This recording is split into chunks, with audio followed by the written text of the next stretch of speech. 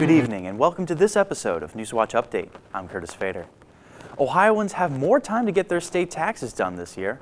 The Ohio Department of Taxation yesterday moved the tax filing and payment deadline to May 17th to provide relief to people affected by public safety measures related to the pandemic.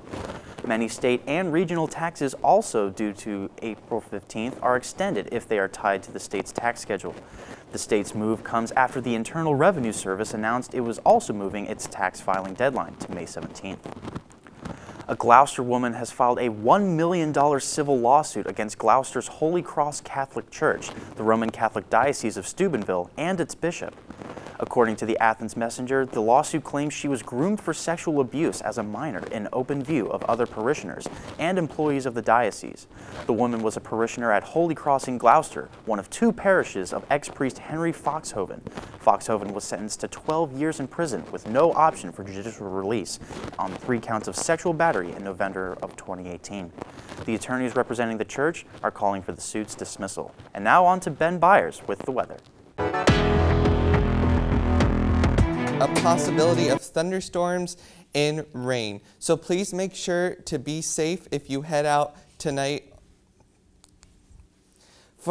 We have a high wind warning for tomorrow with winds 25 to 30 miles per hour. So please be careful as these winds can knock down trees and carry debris. For taking a look at the 7-day forecast ahead, 63 degrees on Friday, Saturday 74. So we still see those high temperatures, but on Thursday we start to see rain. And back to you. It's crunch time for the Ohio volleyball team after a victory on senior night over the Kent State Bobcats. They are nearing the tournament appearance.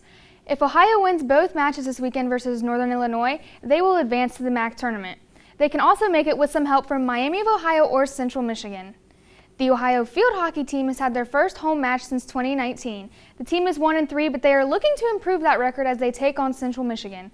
The Bobcats beat the Chippewas 6-1 last season. That's it for sports, and it's back to you, Curtis. Thanks, Chloe. Authorities say U.S. Marshal and the suspect he was pursuing have been shot. U.S. Marshal Pete Elliott says the officer was shot yesterday while serving an arrest warrant to a man at an apartment complex in the Canton area. The man attempted to flee out of a back window and fired a gun at officers. The officer was struck by some of the fired bullets, but is expected to make a full recovery. The condition of the suspect was not immediately released, but both men were taken to the hospitals to be treated. A federal judge dismissed Republican Attorney General Dave Yost's lawsuit against the Biden administration to force the results of last year's census to be released March 31st.